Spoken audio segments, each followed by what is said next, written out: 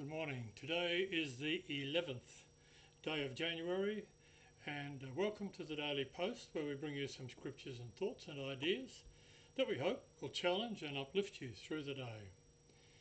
The scripture to start us this morning comes from Thessalonians chapter 1 and verse 5. For our gospel came not unto you in word only, but also in power and in the Holy Ghost, and in much assurance, as you know what manner of man we were among you for your sake. If you're reading the Bible in a year today, the target is Genesis 27 and 28 and Matthew chapter 8, verses 18 to 34. Some thoughts of the day from Napoleon. There are only two forces that unite men, fear and interest. Too many pray for peace with their fists clenched. Great things are not done by impulse, but by a series of small things brought together. The motivational thought for today.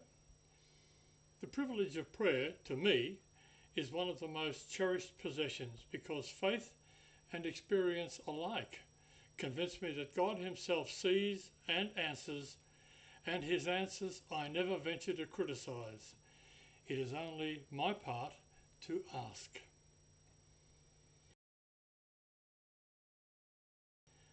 On this day, in 1922, the first successful use of insulin to treat diabetes. The patient was Leonard Thompson, and he was treated at the Toronto General Hospital in Canada. In 1923, French troops were sent to occupy the Ruhr in Germany because Germany had failed to pay reparation payments imposed by the Treaty of Versailles. In 1934, on this day, Amelia Earhart flies solo to the US mainland from Hawaii. In 1962, an avalanche buried a village in the Peruvian Andes with reports of the death toll ranging from 2,000 to 3,000 people. And in 1973, in Britain, the first students of the Open University received their graduation certificates on this day. The personal story of the day, bearing real fruit. As I read a modern paraphrase of John chapter 15 verses 1 to 8, I began to reconsider my concept of what it means to be a fruitful Christian. Jesus said, I am the real vine, and my Father is the farmer. He cuts off every branch of me that doesn't bear grapes, and every branch that is grape-bearing he prunes back, so it will bear even more. Grapes. They're the result of the life of the vine flowing through the branches. So often I have viewed fruitfulness in the Christian life as activities such as teaching Sunday school or outreaching, witnessing, etc. These acts of service are good and worthwhile, but Jesus said that being fruitful is allowing his life to flow through me. Quote, as the branch cannot bear fruit of itself unless it abides in the vine, neither can you unless you abide in me, in verse 4. No one can bear grapes without being connected to Christ the vine. This connection is much more than being spirit-filled. Fruitfulness is not primarily a matter of what I accomplish. It's the result of living, breathing, performing spiritual principles because I both love and enjoy doing the Lord's work. Whenever you wonder if you're being a, quote, fruitful, unquote, Christian, ask yourself, am I like Jesus Christ? Is his life flowing through me in the ordinary activities and relationships of every day? In everything I do and think, do the grapes of my life point others to the vine?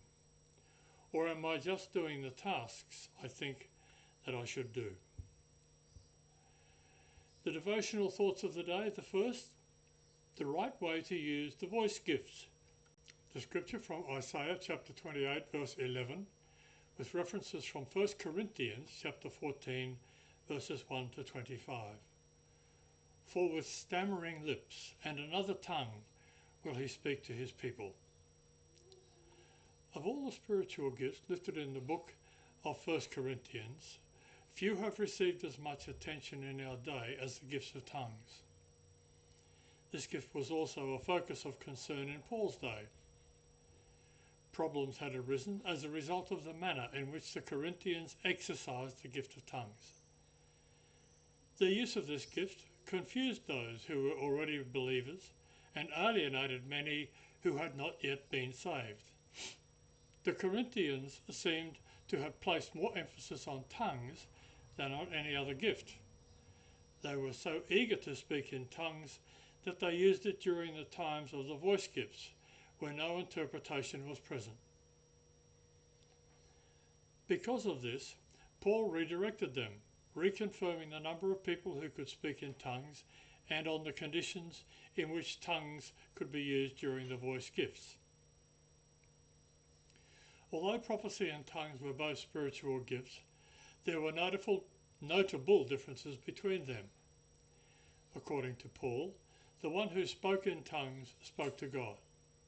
The one who exercised the gift of prophecy or interpretation spoke for God. Those who spoke in tongues without interpretation edified no one except themselves. When the gift of prophecy was used, everyone understood and everyone was edified. Perhaps the most important difference of all had to do with the aim of each gift.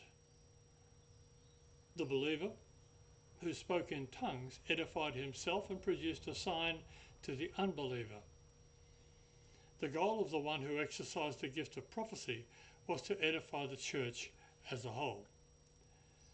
Both spiritual gifts had value, but the gift of prophecy was superior to the gift of tongues because the entire congregation benefited when prophecy was exercised. The gift of tongues edified the congregation only when an interpreter was present. Thus, Paul encouraged them to use tongues only when an interpreter was present. He didn't ban tongues, he detailed its correct use. The church was encouraged to exercise more than the gift of tongues. There are 3 voice gifts, and they were only using one of them. All the directions in the chapter seek to right the wrongs and bring edification to all, the tongue speaker and the prophet alike. The second thought, created for blessing. The scripture from Genesis chapter 1 and verse 28. And God blessed them and said unto them, Be fruitful and multiply, and replenish the earth and subdue it, and have dominion over the fish of the sea, and over the fowl of the air, and over every living thing that moveth upon the earth. Something fantastic happened when God created man. Man did not come into existence by chance, but as a result of God's thoughts, counsel, and plans. When he had created man, he spoke his first words to him. He did not utter threatening admonitions. He did not come with strict warnings. He blessed man. To bless is something awesome. We are sometimes careless with words, but God is not. To bless means to pass power and life to another person using words. When the Lord initially blessed the first 2 people, he said, Be fruitful and multiply and fill the earth. God wanted his life to spread through man. The life he breathed into man was meant to reproduce and eventually fill the whole earth. In this way, the whole earth would be filled with the glory of the Lord. This was lost because of the fall of Adam and Eve, but through Jesus it was restored. His Spirit, his life, comes into us, and when we are born into this new life by the anointing of the Holy Spirit. Jesus looks at us and says the same words the Father said to Adam and Eve. He blesses us and tells us to be fruitful, to multiply and to fill the earth. We are both created and recreated to bear fruit. We are blessed. We are fruit bearers, created to spread God's blessing and everything we are to do. Facts of the day: if you attempted to count the stars in a galaxy at the rate of 1 every second, it would take around 3,000 years to count them all. Human hair and fingernails continue to grow after death. The closing thought: Lord, help me to maintain my wonder of great and noble things. Thank you for being with us today. We hope that the Daily Post will help you through the day. We hope we'll see you again tomorrow morning. Have a blessed day. Bye for now.